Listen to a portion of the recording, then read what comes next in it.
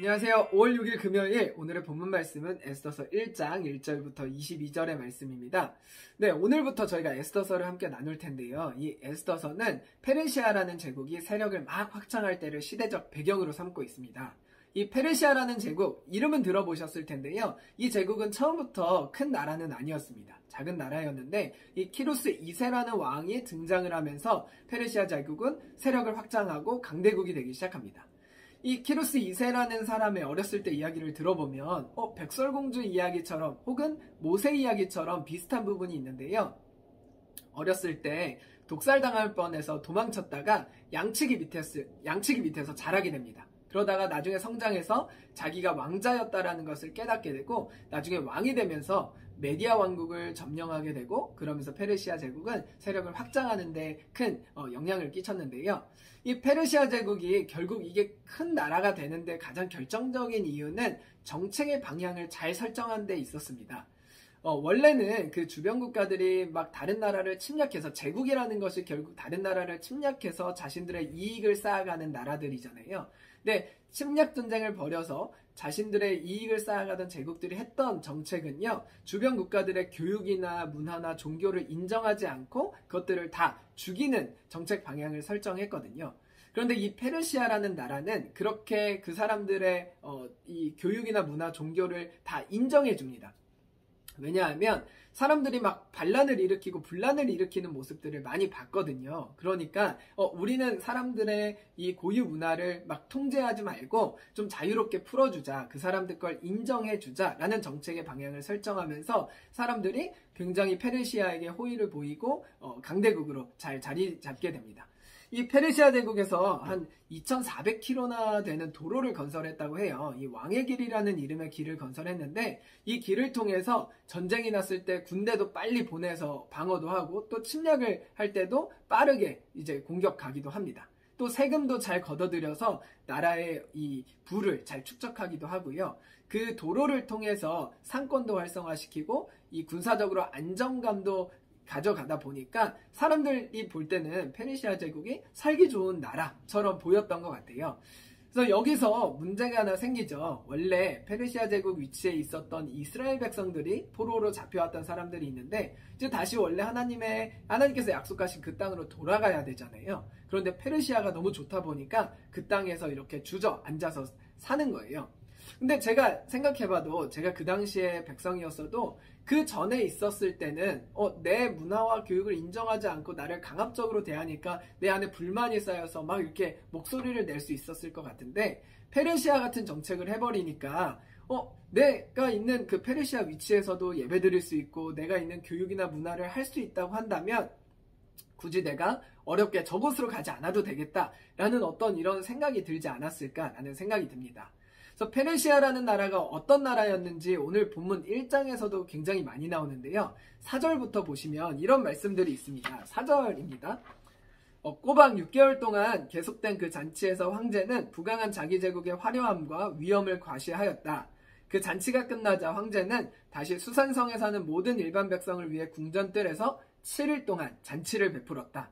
황제는 황실의 술을 한없이 내놓아 모든 사람에게 모양이 각기 다른 금술잔으로 마시게 했으며 황실 관리에게 명령하여서 손님들에게 술을 억지로 권하지 말고 자기들이 먹고 싶은 대로 자유롭게 마실 수 있도록 하였다.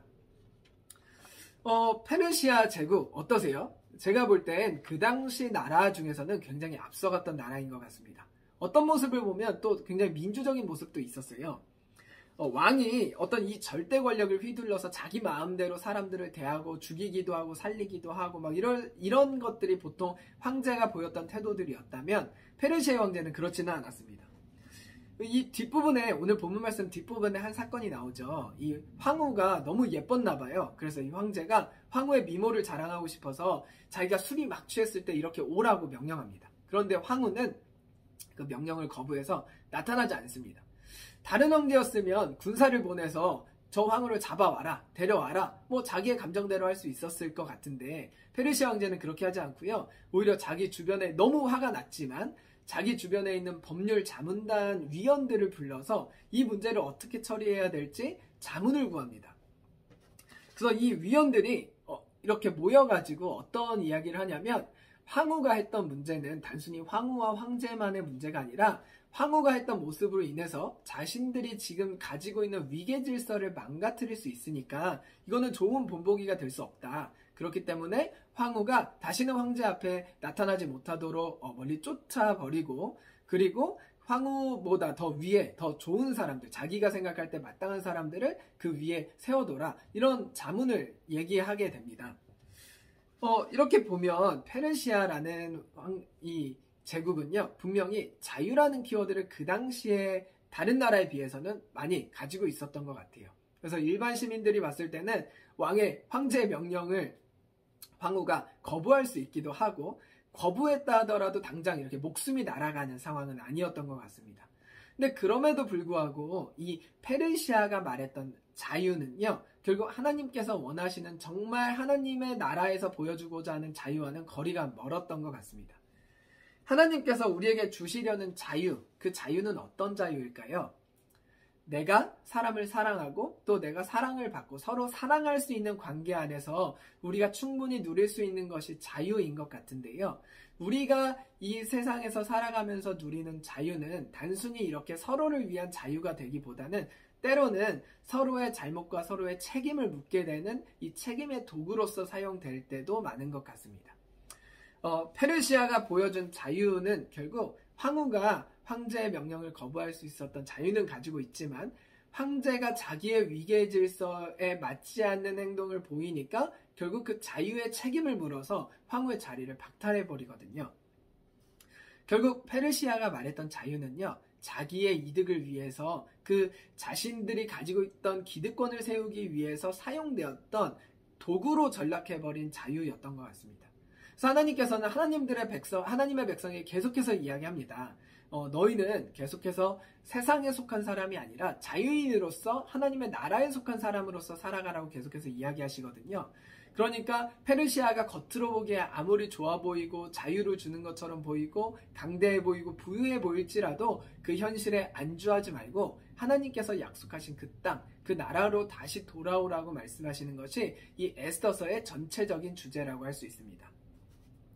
페르시아가 아무리 안전해 보이고 아무리 강해 보여도 그 나라에서 보여줬던 자유는 결국 자신들의 이득을 위해서 사용되었던 어떤 포장재로 잘 감추어진 독이라고 할 수 있던 것 같은데요. 하나님께서 우리에게 주시는 자유는 우리가 서로 사랑하고 서로 우리 관계 안에서 서로를 세워갈 수 있도록 저희들에게 자유가 허락된 만큼 저희가 정말 자유인으로서 하나님의 백성으로서 우리가 이 땅 가운데에서 잘 살아가는 그런 하나님의 백성이 되었으면 좋겠고요. 이 에스더서를 묵상하다 보면 알게 모르게 저희가 현실에 안주하고 있는 모습들을 마주하고 직면할 때가 많은데요. 우리가 이 에스더서를 큐티하는 이 묵상하는 시간 동안 우리가 안주하고 있었던 모습은 어떤 건지, 또 우리가 다시 회복해야 될 모습은 어떤 건지 다시 한번 살펴보는 그런 귀한 시간이 되셨으면 좋겠습니다. 감사합니다.